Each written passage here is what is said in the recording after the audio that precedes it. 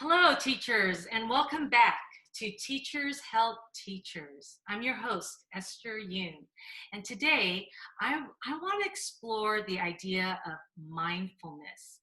And it was on my radar when talking to a very dear friend of mine, somebody who I trust and admire, and who knows quite a bit about this topic. Stacy Lieberman joins us today. Hi, Stacy. Hi, Esther. Hi, everyone.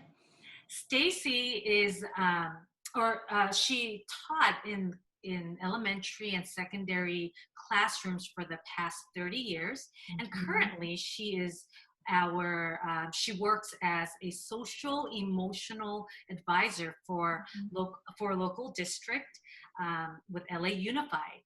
And she has a graduate degree in psychology and is currently working toward a license in marriage and family therapy.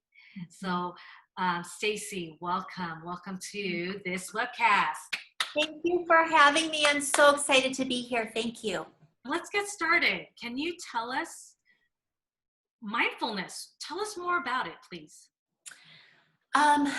There's so much to say about mindfulness, and especially during these times where we're sheltering in place and there's so much stress going on. Mindfulness is really a useful tool to help us navigate everything we're going through. So when we talk about mindfulness, some people think it has a spiritual connotation or a religious connotation, and that's not what we mean. When we talk about mindfulness, we're just talking about being in the present moment. We're always in our heads and we're always thinking so much. So it's about dropping our awareness out of our heads into our body and just noticing what are we feeling? What's going on with us? That's all mindfulness is, being in the present moment. So Jon Kabat-Zinn is credited as being the founder of the mindfulness movement back in the 70s.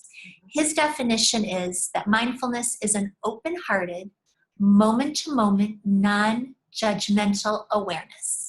So it's stopping, noticing what's going on with you and how you're feeling, and not judging it. No judgment.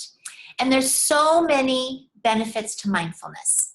Can I ask you a question about that? Sure. Yes. Why not some judgment? Because if there, maybe I'm misunderstanding something. If there is some quality attached to it or judgment attached to it, like, ooh, this isn't good. Yeah. I don't like this. Isn't it proper then to respond to that and not make it, if it's unpleasant, we want to get out of that unpleasant situation, right? Right. That's such a good point, Esther. Here's the thing, is that it isn't about making ourselves wrong, because we always want to come from gentleness and self-love and kindness. That's really important. I think we're so hard on ourselves, especially women, right? But that doesn't mean if we are yelling at our partner, and then we stop and we're mindful, we're doing it, that it's okay to keep doing it. But it's about making a different choice. Stopping, this isn't my partner's fault. I'm taking it out on him or her. So I'm going to now, it's not beating ourselves up, but I'm going to calm down, apologize, and be kinder. Okay. Yeah.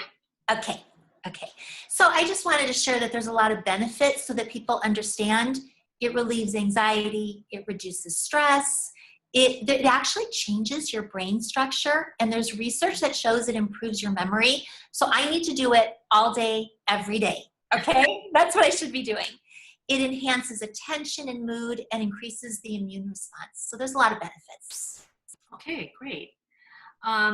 So I see then how mindfulness leads to overall wellness then. Yes. So how can we be mindful as teachers while we're on the clock?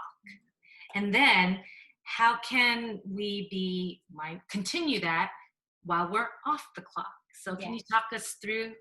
Yeah, that's such a good question. Whether we're in the classroom or we're teaching from home, it's stressful, right? And so what we want to do, whether we're teaching or whether we're at home, we want to do check-ins. It's about checking in with ourselves. There's 2 questions. What am I feeling? And what do I need? Say it one more time. What am I feeling? and what do I need? Because that's where the power is. All right. So I'll give you an example.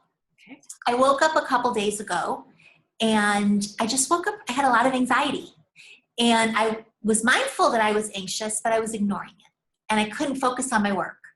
So I stopped and I thought, all right, this isn't going to go away. And I just sat here and I took some breaths and I asked myself, what am I feeling? I just dropped out my awareness out of my head and into my body to notice, what am I feeling? And I was able to pinpoint, I was anxious, I was feeling stressed, and I was really feeling a loss of power with everything that's going on. So I said to myself, okay, what do I need? So sometimes what we need, we can't have. What I need is for the shelter in place to be done. That's what I needed, right? I needed to go back to normal life. Right. Now, I couldn't have it, but just naming it helped my anxiety start to dissipate.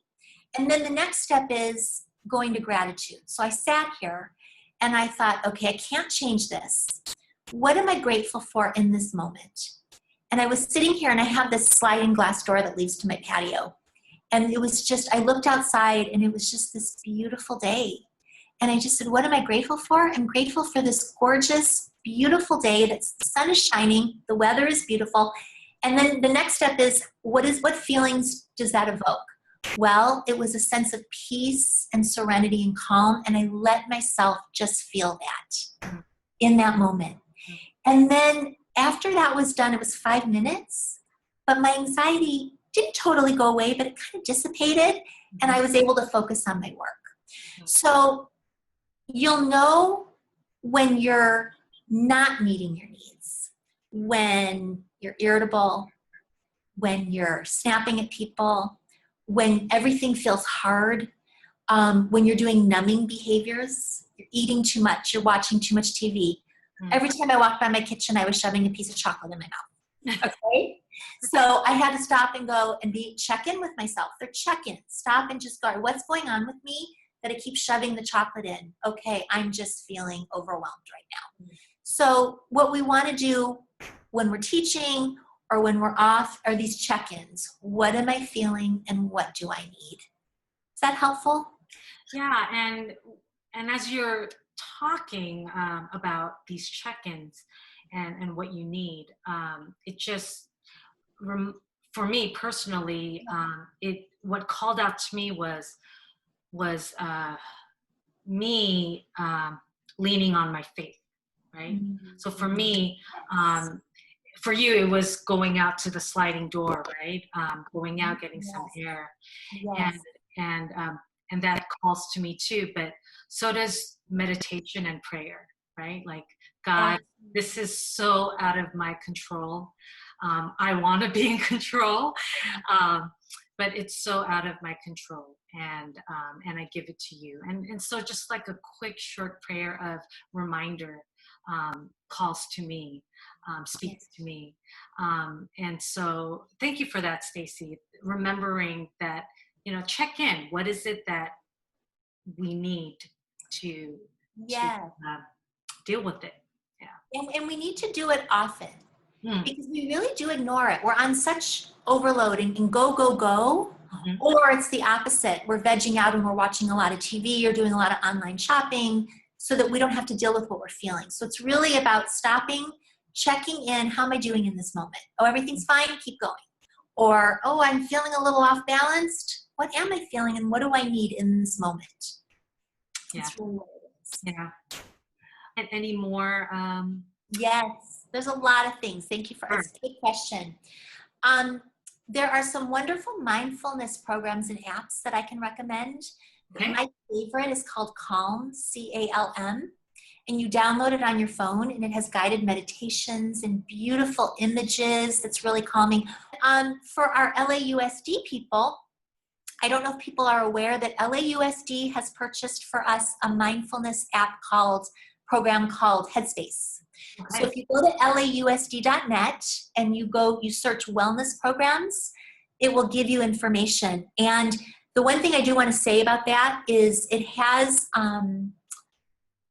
mindfulness activities for children, but they haven't been vetted from LAUSD. So we're not supposed to use it, it's just for adults. Okay. But then this I'm excited to announce.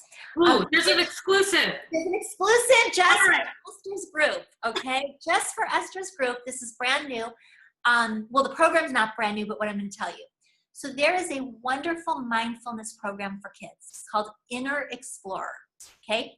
It teaches kids what mindfulness is in all grades and gives them mindfulness activities.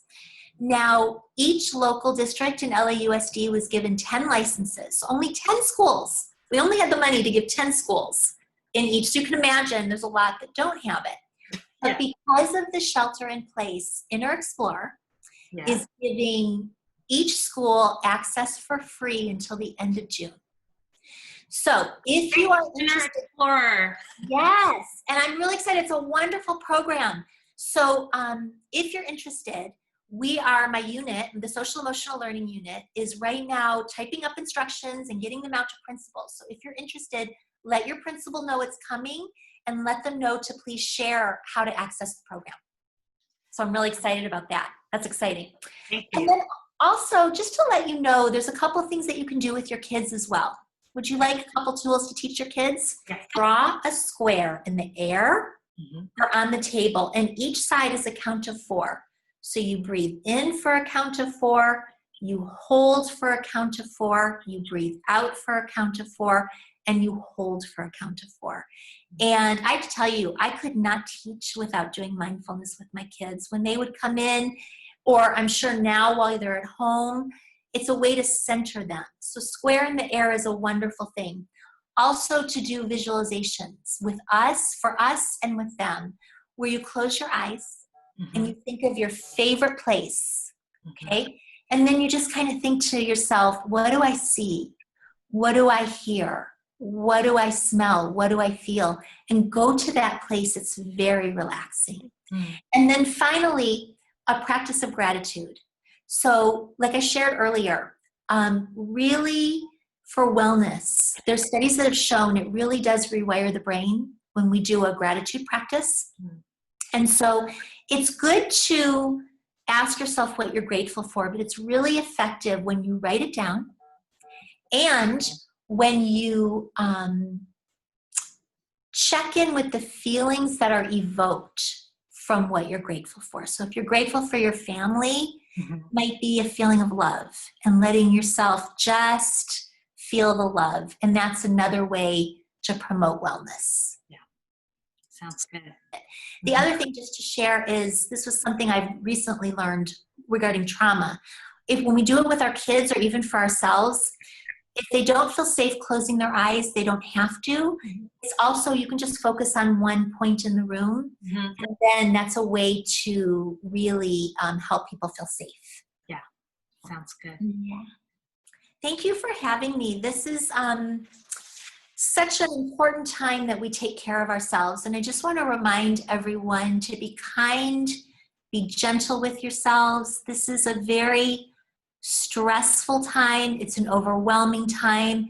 And we really need to be kind to ourselves and take those few minutes, even if it's just 3 minutes where you go in the bathroom and shut the door and take some deep breaths, you know, give you a break from the kids, you know, to really take care of yourselves.